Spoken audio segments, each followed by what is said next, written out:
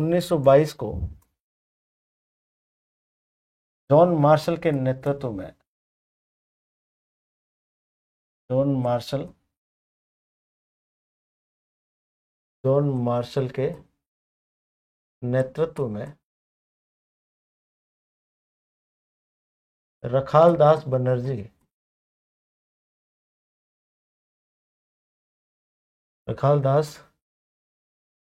बनर्जी ने मोहनजोदड़ो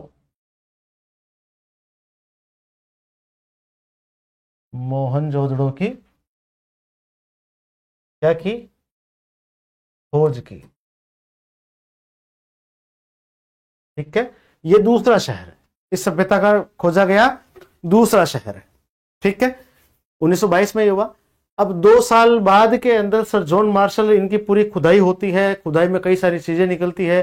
सारी चीजें देखने के बाद में सर जॉन मार्शल ये घोषणा करते हैं कि हमने क्या खोज लिया है, सिंधु घाटी सभ्यता, हड़प्पा सभ्यता। इसको सिंधु घाटी सभ्यता नाम सर जॉन मार्शल ने दिया।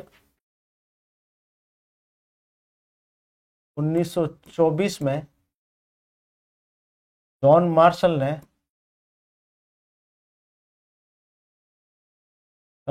इसे, या फिर सिंधु घाटी या हड़प्पा सभ्यता,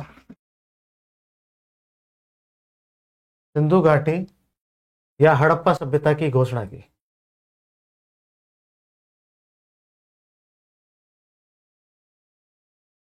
चलो भाई, ये तो रही बातें सारी की सारी शुरुआत में भी कैसे कैसे अब हमारे सामने आई ये सारी चीजें। ठीक है, हाँ। और एक इतिहासकार हुआ, इतिहासकार क्या नाम था उसका? पिग्गट। हड़प्पा व मोहनजोदड़ो को सिंधु घाटी सभ्यता की जुड़वा राजधानियां कहता है। ये क्वेश्चन पूछा गया है कि हड़प्पा व मोहनजोदड़ो दोनों शहरों को सिंधु घाटी सभ्यता की जुड़वा राजधानियां किसने कहा है? तो इतिहासकार पिग्गट ने कहा है, ध्यान रखना।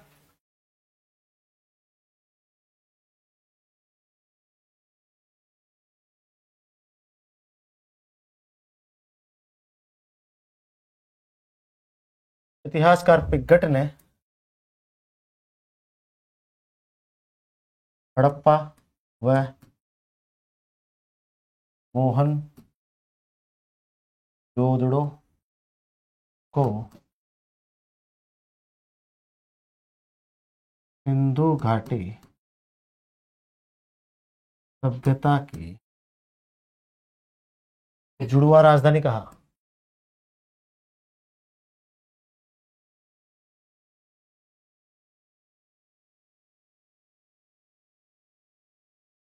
चलिए भाई, ठीक है।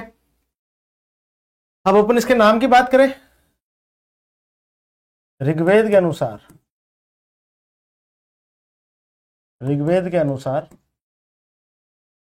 ऋग्वेद बाद में लिखा गया, सिंधु घाटी सभ्यता के बाद में ऋग्वेद लिखा गया, क्योंकि सिंधु घाटी सभ्यता के बाद में आता है वैदिक काल। तो ऋग्वेद के अनुसार हड़प्पा को हरियूपिया कहा।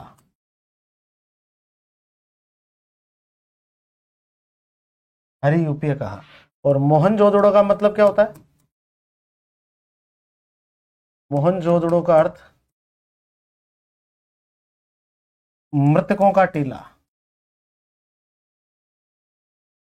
मृतकों का टीला। चलो भाई, ठीक है। अब इसका जो काल है, मतलब कि समय निर्धारण की बात करें तो कार्बन डेटिंग पद्धति से ये माना जाएगा।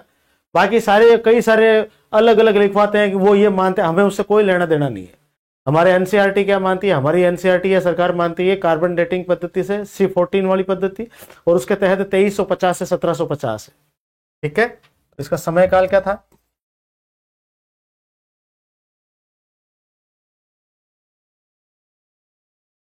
(2350 BC से 1750 BC। ठीक है, अब विस्तार की बात करेंगे। विस्तार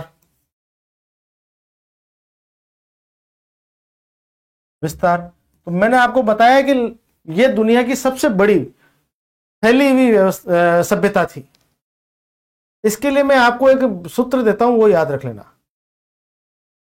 उमा पुआ पशु को दे दे दे, उमा पुआ पशु को दे दे। क्या लिखना है आपको? उमा पुआ पशु को दे दे। ये आपका विस्तार हो गया। उमा पुआ, पुआ जानते हो, वही अपने पुआ बनता खाने का। उमा एक लड़की का नाम है। उमा को कह रही उसकी मां कि उमा ये जो पुआ है वो पशु, पशु मतलब कोई गाय वाय कुछ भी आया हो बाहर पशु, उसको दे दे। आपको बस ये लाइन याद रखनी। सर इसका क्या मतलब हुआ? विस्तार देखते हैं, इसका फैलाव देखते हैं, वो इससे पता चलेगा। ऊ से है उमा है, पहला शब्द लिखता हूं उमा, ठीक है। ऊ का मतलब तो है उत्तर,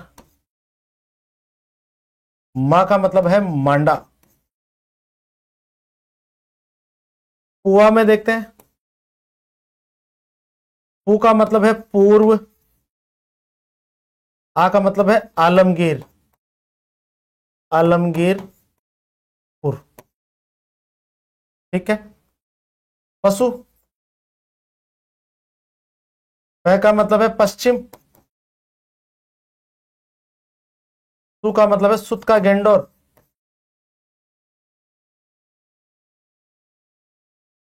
ठीक है। और फिर आ जाएगा द, उमा पुआ पशु को छोड़ दो और द लिख दो, द द से दक्षिण, द से दैमाबाद, दैमाबाद। ये आपके फैलाव है।